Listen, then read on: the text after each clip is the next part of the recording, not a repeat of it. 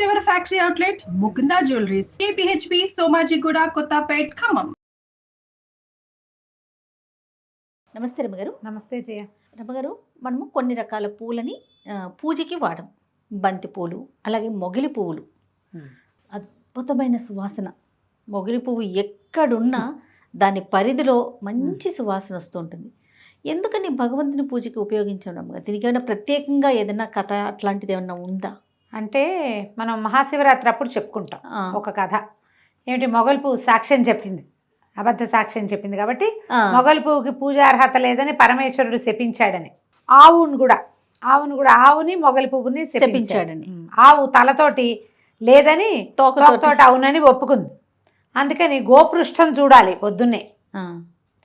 గోపృష్టానికి పూజార్హత ఉంది కానీ గోవు ముఖానికి పూజార్హత లేదు అని శపించాడని చెప్పుకుంటాం. అయితే శివపురాణంలో ఒక విశేషమైన కథ ఉంది దీని మీద. మరి అలాంటి కథ నేను ఎప్పుడు వినలేదు, కొత్తగా చదివా.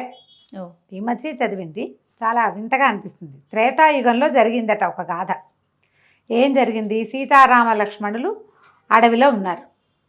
వీళ్ళు ఏం చేశారు, అడవిలో 14 సంవత్సరాలు నివసించడానికి రాముడు సీతాదేవి వెళ్ళిపోతూ, సీతారాములు వెళ్తూ తమతో పాటు లక్ష్మణస్వామిని తీసుకెళ్లారు.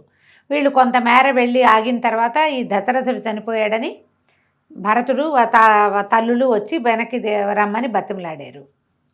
కానీ వీళ్ళు వెనక్కి వెళ్ళల. అక్కడి నుంచి 14 ఏళ్ళు వాళ్ళు అడవిలోనే ఉన్నారు. ఏటా తండ్రి గారు పోయిన తిథికి శ్రాద్ధకర్మలు నిర్వహించాట రాముల వారు. పెద్ద కొడుకు రెండో కొడుకు ఇక్కడే ఉన్నారు కదా, అదేలే. అందుకని వీళ్ళిద్దరూ ఇక్కడ శ్రాద్ధం పెట్టుకునేవారు ప్రతి సంవత్సరం.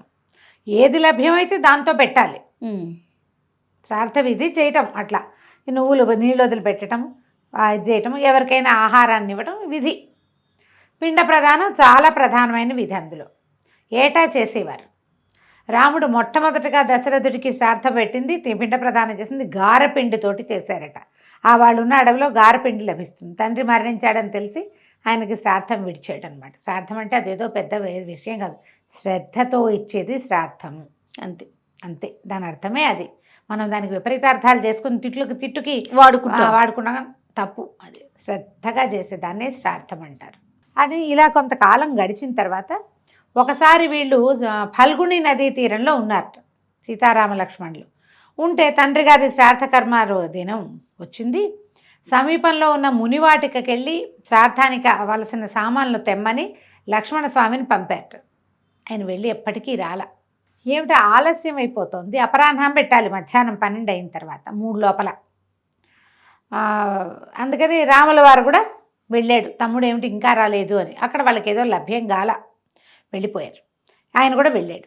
ఈ సీతాదేవి చూస్తోంది మధ్యాహ్నం మార్తాండు మెల్లిగా వెనక్కి వెళ్ళడానికి సమాయత్తం అయిపోతున్నాడు. అయ్యో ఏమిటి ఎప్పటికీ వీళ్ళు రావటం లేదు, శ్రాద్ధ విధి వేళ మించిపోతుందని ఆవిడ ఏం చేసింది, తమకి లభ్యమవుతున్న వస్తువులతోటే తనే స్వయంగా శ్రాద్ధ విధిని నిర్వహించేసిందట. మంత్రం ఆవిడకు వచ్చు. ఓహో. శ్రాద్ధం విధి చేసి నీళ్లు వదిలేశారు కల్లా 3 మహాపురుషులు వచ్చారట నీళ్లలోంచి, ఫల్గుణి నదిలోంచి. ఆశ్చర్యపోయింది. ఎవరంటే ఆయన ఏం చెప్పారు, ఒక ఆయన, నేను దశరథుడమ్మా, నీ భర్త అయిన శ్రీరాముడి తండ్రిని. ఈయన మా నాన్నగారు, ఆయన మా తాతగారు. మేము 3 నువ్వు పెట్టినటువంటి శ్రాద్ధాన్ని స్వీకరించడానికి వచ్చాం. తర్పణ విధి నిర్వహించింది, శ్రాద్ధ విధి నిర్వహించింది, అది పితృదేవతల కోసమే కదా, స్వీకరించడానికి వచ్చామా. సంతృప్తులం అయ్యాను తల్లి, నువ్వు చేసిన శ్రాద్ధ విధి మమ్మల్ని సంతృప్తులు చేసింది అని చెప్పేసరికల్లా ఈవిడ చాలా సంతోషించి ఏమన్నది, చాలా సంతోషం, కానీ ఇప్పుడు నేను శ్రాద్ధ విధి నిర్వహించానని మీరు వచ్చి స్వీకరించారని చెప్తే శ్రీరాముడు లక్ష్మణుడు నమ్మవద్దా? ఎక్కడా లేదు కదా లోకంలో, మీరు సంతృప్తులయ్యారని నేను చెప్తే నమ్ముతారో నమ్మరు అంటే, సరే నువ్వు చెప్పు. సాక్ష్యంగా ఫల్గుణి నది, అక్కడ మేత మేస్తున్నటువంటి ఆవు, అక్కడే చక్కగా ఇట్లా విరబూసి ఉన్నటువంటి మొగలి పువ్వు, ఆ తర్వాత సాక్ష్యంగా అగ్నిహోత్రం పెట్టే కదా శ్రాద్ధ విధి చేస్తారు. వీళ్ళ 4 సాక్ష్యం చెప్తారు అని వాళ్ళ 4కి మీరు సాక్ష్యం చెప్పండి అని చెప్పి పితృదేవతల 3 వెళ్ళిపోయారు. ఈ లోపల హడావిడిగా రాముడు లక్ష్మణుడు ఇద్దరు వచ్చారు. అక్కడ ఏవో సామాన్లు లభించలేదు, ఆలస్యం అయిపోతుంది, సీత గబగబా వంట చేసేయమన్నట్టు అనేసరికల్ ఆవిడేం చెప్పింది, కాస్త తటపటాయించి, నేను శ్రాద్ధ విధి నిర్వహించాను, మరి మీ పితరులు వచ్చి సంతోషపడ్డామని చెప్పారు, వీళ్ళు నలుగురు సాక్ష్యం అన్నది. రాములు వారు ఆశ్చర్యపోయాట. లోకంలో ఎక్కడా లేదే, కోడలు శ్రార్థం పెట్టడం ఎక్కడైనా ఉందా?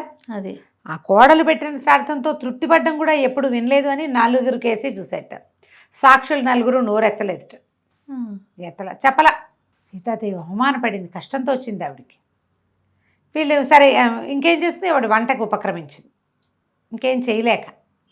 అయితే ఈ రాముడు ఇక్కడ అన్ని ఏర్పాట్లు చేసుకుని సామాన్లు మొదలుపెట్టి తండ్రి ప్రేయర్ తలుచుకోగానే తండ్రి మళ్ళీ 3 ప్రత్యక్షమయ్యారట. అయ్యా సీత శ్రాద్ధం విడిచింది మాకు, ఆమె పెట్టిన శ్రాద్ధ విధితోటి మేము సంతృప్తులం అయిపోయాం, మీరు ఇక శ్రాద్ధ విధి చెయ్యొద్దు ఈ సంవత్సరానికి, పితృశేషం ఆమె శ్రాద్ధ విధి నిర్వహించగా మిగిలింది కదా అది భుజించండి, ఇక మీరు విధి చేయవద్దు అని చెప్పేసరికి అప్పుడు ఆయన ఆశ్చర్యపోయాడు రాముడు. తండ్రి తాత వచ్చి చెప్పారు, ఇంక నమ్మాలి. అప్పుడు సీతాదేవి అందట వీళ్ళు 4 వల్ల నువ్వు నమ్మలేదు అని ఈ 4 శపించిందట సీతాదేవి. ఫల్గుణి నదిని నువ్వింకా కనపడవు, అంతర్వాహినిగా ఉండు. దండకారణ్యంలో అంతర్వాహినిగా ఫల్గుణి ఈ నది ఉన్నది, అది కనపడదు కానీ నది ఉంది లోపల, అంతర్వాహినిగా ఉండమంది. అక్కడి నుంచి ఆవుని పొద్దున్నే నీ మొహం చూడకూడదు ఎవరు అని ఆవుని శపించింది. పొద్దున్నే గోముఖం చూడకూడదు, గోపృష్టం చూడొచ్చు. దాని మీద విషయం చెప్దాం మళ్ళీ ఇంకోటి. తర్వాత అగ్ని, నేను భక్షకుడివి, విచక్షణ లేదు నీకు మంచి చెడు విచక్షణ ఉంటే అవునని సాక్ష్యం, నేనే సాక్ష్యం, నా ఎదురుగుండానే మీ పితరులు వచ్చారు రామా అని చెప్పేవా నువ్వు?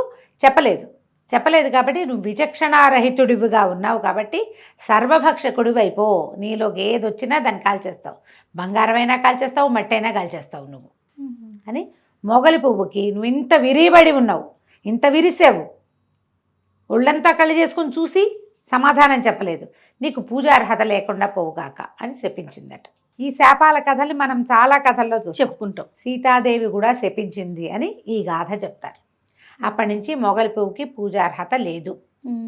కానీ మొగలి పువ్వుని మనకి తెలంగాణలో ఉన్నటువంటి కేతకి సంగమేశ్వర స్వామి దేవాలయంలో మాత్రం జరాసంగం ఆ ఊళ్ళో మాత్రం అక్కడ పరమేశ్వరుడు ఒప్పుకున్నాడు కాబట్టి అక్కడ ఒక్కచోట మొగలి పువ్వులతో శివుడికి పూజిస్తారు.